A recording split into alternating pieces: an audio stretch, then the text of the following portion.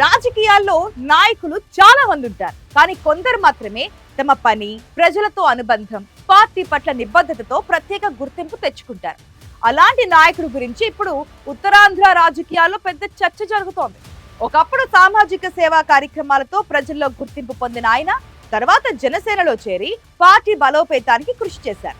Party సభ్యత్వ నమోదులో రికార్డులు సృష్టించారు. ఇప్పుడు అభివృద్ధి కార్యక్రమాలతో పాటు పార్టీ విస్తరణలోనూ కీలక పాత్ర పోషిస్తున్నారు. స్థానికంగా రాజకీయ అడ్డంకులు ఎదురవుతున్నా అధిష్టానం మాత్రం ఆయనపై పూర్తి విశ్వాసం చూపుతుందనే చర్చ సాగుతోంది.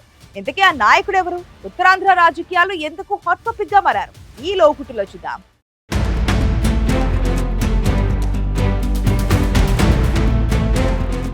శ్రీకాకుళం జిల్లా రాజకీయాల్లో ఇప్పుడు ఎక్కడ చూసినా, ఏ నియోజకవర్గంలో విన్నా ఒకే ఒక్క పేరు మారుమోగిపోతుంది. ఆ పేరే కొరికాన రవికుమార్. ఒకప్పుడు కేవలం సాదాసీదా వ్యాపారవేత్తగా సేవా కార్యక్రమాలు చేసే సామాజిక కార్యకర్తగా ప్రస్థానాన్ని ప్రారంభించిన ఆయన నేడు టోటల్ సిక్కోలు రాజకీయ ముఖ చిత్రాన్ని మార్చేసే స్థాయికి ఎదిగారు.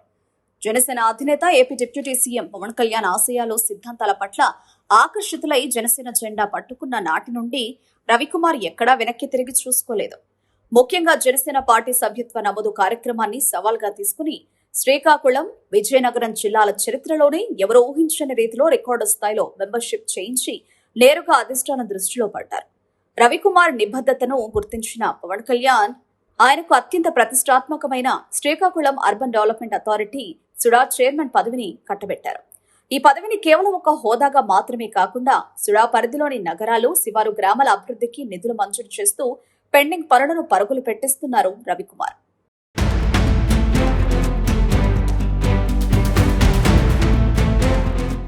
రాజకీయాల్లో పదవులు ఉన్నా లేకపోయినా కొరికాన రవికుమార్ కుటుంబ ప్రజాసేవలో ఎప్పుడూ ఒక అడుగు ముందే ఉంటుంది.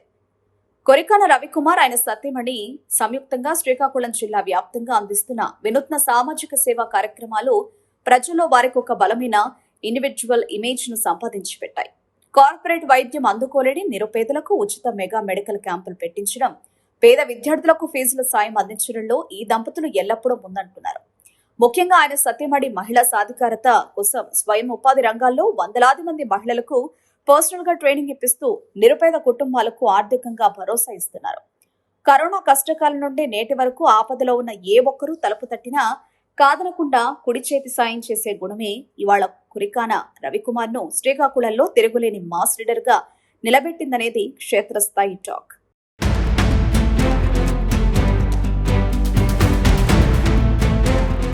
అయితే ప్రజాదరణతో ఇంత వేగంగా రవికుమార్ ఎదుగుతుండడం చూసి స్థానికంగా ఉమ్మడి జిల్లాలో ఉన్న కొంతమంది కేంద్ర, రాష్ట్ర మంత్రులకు కంటి మీద కునుకు లేకుండా పోతుంది. కూటమి ప్రభుత్వంలో సమాన భాగస్వామిగా ఉన్న జనసేన టాప్ లీడర్ ను గౌరవించాల్సింది పోయి లోలోప కుట్రలు, కుతంత్రాలు పన్నుతూ కొరికాన రవికుమార్ ను రాజకీయంగా ఎలాగైనా అణగదొక్కాలని సదరు మంత్రులు స్కెచ్లు వేస్తున్నారనే గుసగుసలు బలంగా వినిపిస్తున్నాయి.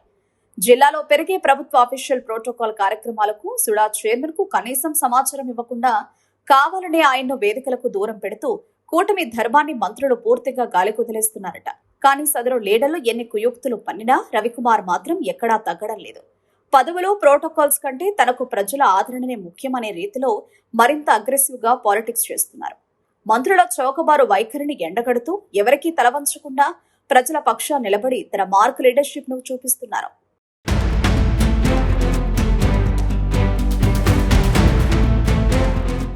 స్థానికంగా కొందరు మంత్రులు ఆయన్ను తొక్కేయాలని చూస్తున్న జనసేన అధిష్టానం పవన్ కళ్యాణ్ మాత్రం రవికుమార్ కు పార్టీలో అత్యంత సుప్రీం ప్రాధాన్యత ఇస్తున్నారు. ఇతర పార్టీల టాప్ నేతలు, విద్యావంతులు, సామాజికవేత్తలను జనసేనలోకి ఆహ్వానించేందుకు తాజాగా పవన్ కళ్యాణ్ నియమించిన 14 మంది సభ్యుల అత్యున్నత రాష్ట్ర జాయినింగ్స్ కమిటీలో కొరికాన రవికుమార్ కు స్థానం కల్పించారు. ఎమ్మెల్యేలు బొలిశెట్టి శ్రీనివాస్, వంశకృష్ణ శ్రీనివాస్, పంతం నానాజీ, ఎంపీ లింగమరెడ్డి రమేష్ లాంటి పార్టీ సీనియర్ మోస్ట్ హేమలతో కూడిన ఈ ప్రతిష్టాత్మక కమిటీలో శ్రీకాకుళం నుండి సుడా చైర్మన్ కు చోటు దక్కడం ద్వారా ఉత్తరాంధ్రలో ఆయన పొలిటికల్ గ్రాఫ్ ఒక్కసారిగా పీక్స్ కు చేరింది. మంత్రులు ప్రోటోకాల్ ఆపినా పవన్ కళ్యాణ్ నేరుగా స్ట్రేట్ పవర్ ఇవ్వడంతో రవికుమార్ వర్గం ఖుషీగా ఉంది.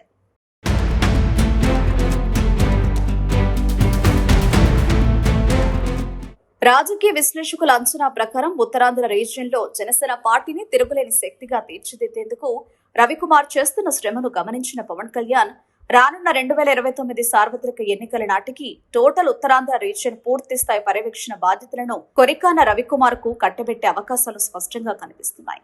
మంత్రుల అడ్డంకులను బద్దలు కొడుతూ ఉత్తరాంధ్రలో జనసేనకు తిరుగులేని పిల్లర్గా ఎదుగుతున్న కొరికాన రవికుమార్ పొలిటికల్ జర్నీ మునుముందు ఎలాంటి సంచలనాలు సృష్టించబోతుందో చూడాలి. మొత్తానికి సామాజిక సేవ నుండి సుడా చైర్మన్ దాకా, ఆపై జనసేన స్టేట్ కమిటీ మెంబర్ గా రవికుమార్ సాధిస్తున్న విజయాలు శ్రీకాకుళం కూటమి పాలిటిక్స్ లో పెద్ద కుదుపు తెచ్చాయి. మరి ఇప్పటికైనా స్థానిక మంత్రులు తమ పంథా మార్చుకుంటారా లేదా అనేది చూడాలి.